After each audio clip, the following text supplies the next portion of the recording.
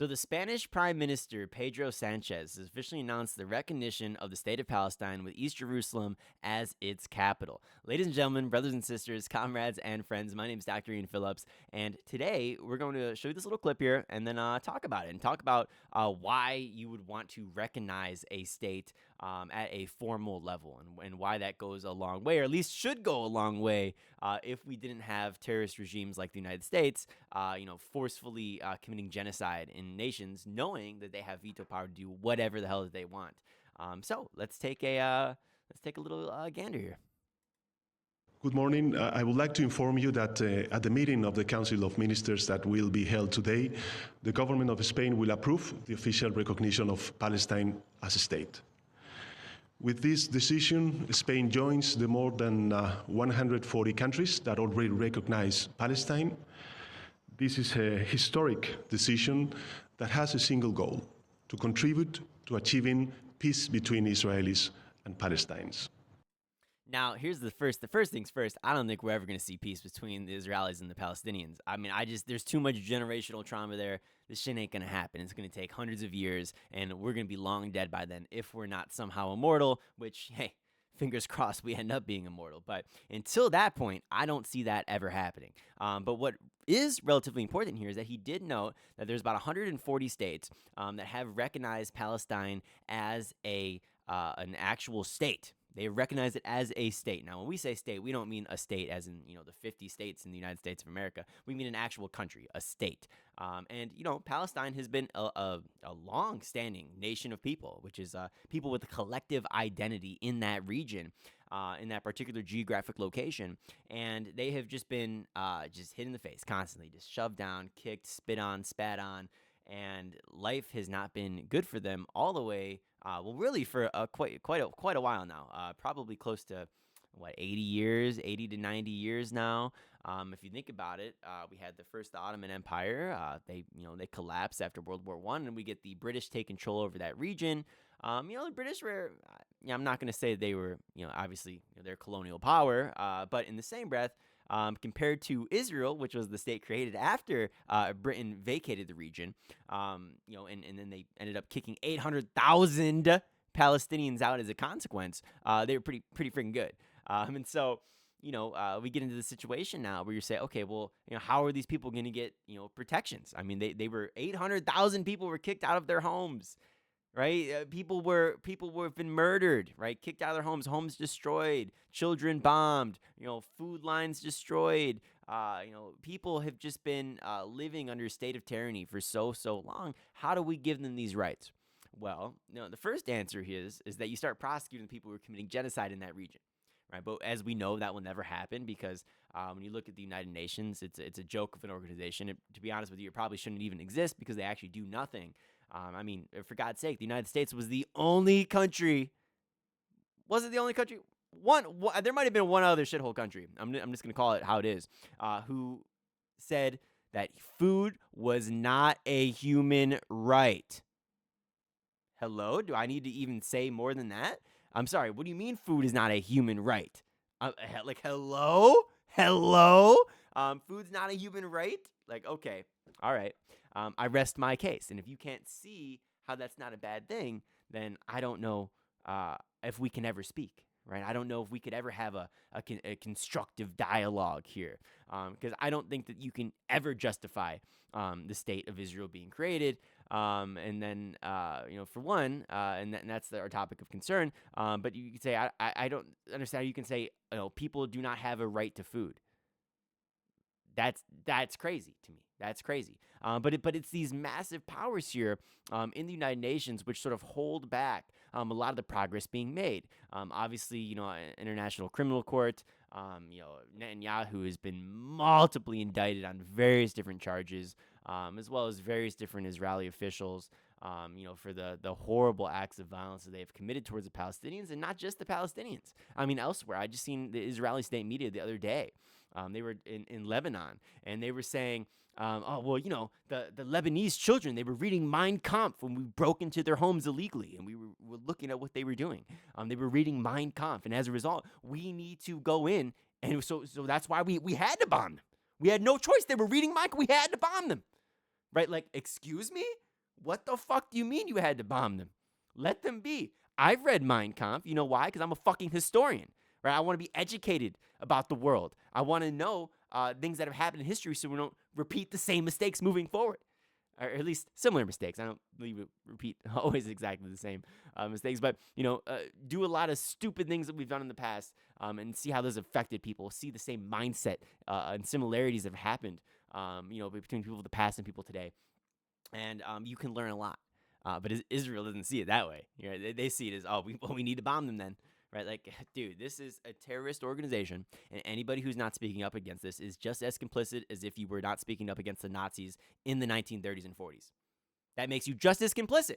It does. It makes you just as complicit, and I stand by that. And oftentimes people don't want to stand up, against this, right? Especially considering all the allegations that will be levied against them, saying, "Oh, well, you're an anti-Semite, this and that." It's like, no, you're not an anti-Semite. You just don't believe that genocide should be committed on people who have no business having genocide be committed on them. First of all, nobody deserves to have genocide being committed on them. But you just don't believe in genocide, right? Like, I'm sorry, is that a radical fucking statement?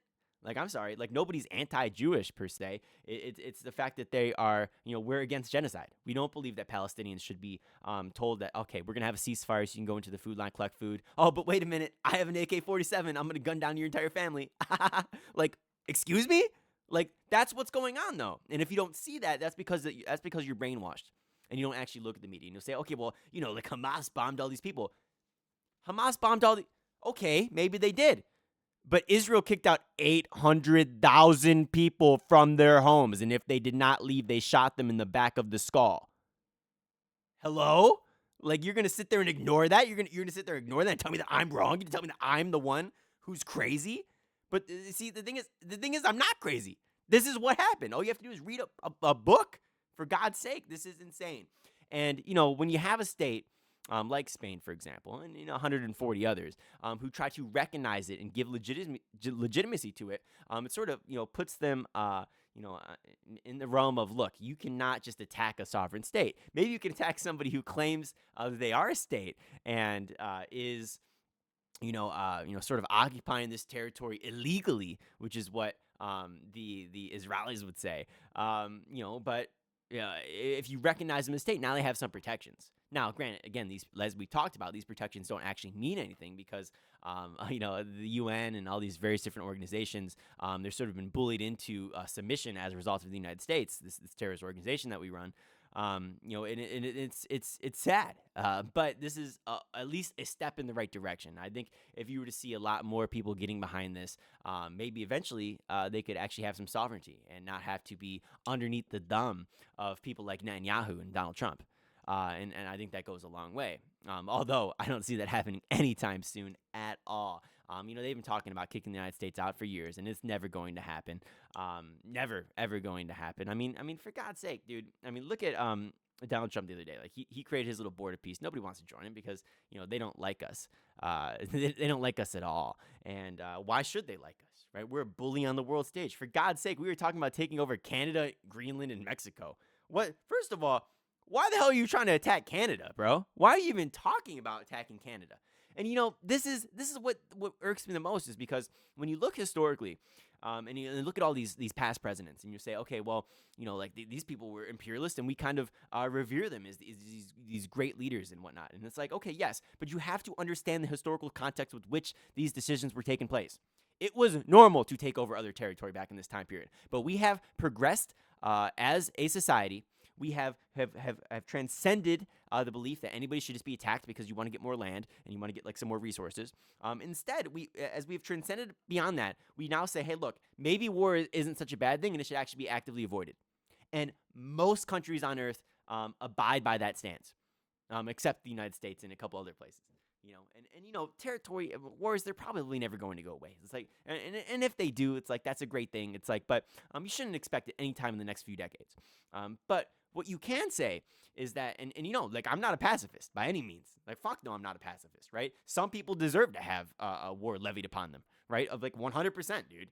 But in the same breath, like, most of these wars are futile, they are irrelevant, and they are illegal, they are offensive, and they should not be taking place at all. At all. But we do them anyways. And when I look at all these different wars here, again, it was a different time period, 100 years ago, 200 years ago, 300 years ago. These days, again, we've transcended upon it. There's no place for this. There's no place for this. And you can't justify it. Like, I think that if you were to justify, say, a war against Israel, right? Like, NATO got together and they said, all right, like, fuck you, Israel. This is enough, dude. Like, we're going to rally up against you guys. You either quit bombing countries right now or we're attacking you. Or you could even say that about the United States. Stop being an imperialist, psychopathic regime right now, or we are attacking you. Try us. That's what probably should happen. But that's probably not going to happen. But that's what needs to happen. Because, this is what? Now, first of all, the idea of like, okay, well, are we going over there to take out a regime that maybe has nuclear weapons that is crazy and band leaders? It's like, of course, bro. Nobody's defending the Ayatollah. Nobody likes the Ayatollah. I'm sure some people like the Ayatollah. I mean, people over there like the Ayatollah. I don't like the Ayatollah. Ayatollah is a horrible fucking person. But you know what? It's none of our goddamn business. And if we are going to go over there and we are going to take out the Ayatollah, you can't say, okay, well, you know what? It's going to be just like Iraq. We're gonna kill Saddam Hussein and then we're gonna stay there for another 20 years. Like, excuse me? Like, what do you mean we're gonna stay there for another 20 years? You killed Saddam Hussein in the first couple weeks. Like, what are you talking about? Why would you do that? Right? If you got rid of the problem, why would you still stay there? Then we're going to end up in situations where, all these regimes are oppressed and all this, and it's just terrible, right? If you got the person out of power who needs to be out of power, then you would say that, okay, well, you should be good to go. So no, first of all, nobody's defending them. And another thing too, you could say, okay, well, like, look, is that our business, right? Is it on such a scale that we need to intervene and we need to intervene immediately? And I think the America First stance, like if you're a patriot, you would say, well, absolutely not. Like, we should stay very isolationist. And like, maybe if we have a base somewhere in the region, like that's perfectly fine. If I were president of the United States, I would still keep a lot of bases around the region. Also, except they would be very drastically limited in size, and we'd probably just make them embassies for that matter. And so, our troops would go away. 97% of them would be gone within the first year of office, right? And it was funny. It's just like when Trump took office, he was criticizing Biden for leaving behind like $100 billion worth of equipment and whatnot. It's like, look, okay, you want to still be a general?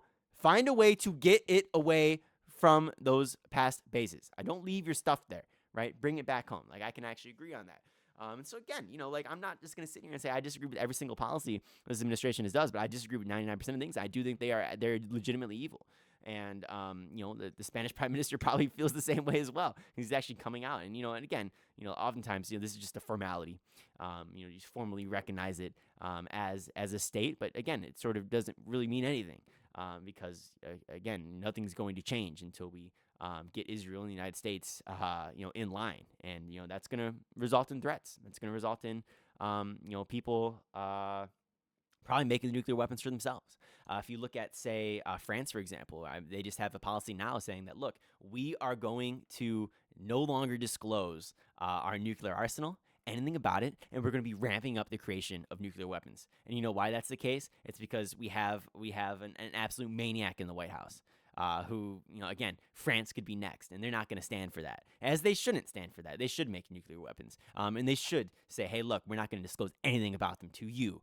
And if you want to start war with this, come and find out what'll happen. So you know what? It gets people a little cautious. Says, hey, look, you know what? Again, maybe we shouldn't go over to foreign nations and bomb them. I mean, we already have U.S. citizens dying now, right? Young men and women dying overseas now because of this war. And I find that completely unacceptable. I mean, I seen like a 20-year-old guy the other day. A 20-year-old kid just dies because he goes off to this senseless war that Donald Trump wants to start. And it's absolutely ridiculous here. I mean, we all know who's pulling the strings, right? We all know this is the military-industrial complex at work. And, as far as I'm concerned, I'm not standing for that. I'm not standing for it. We need to vote these people out of office immediately. We need a revolution in this country. This is unacceptable, and we have to do something about it. And so, ladies and gentlemen, if you did enjoy this video here, please be sure to like, comment, and subscribe for some more content. And we'll talk to you later. My name is Dr. Ian Phillips. Peace.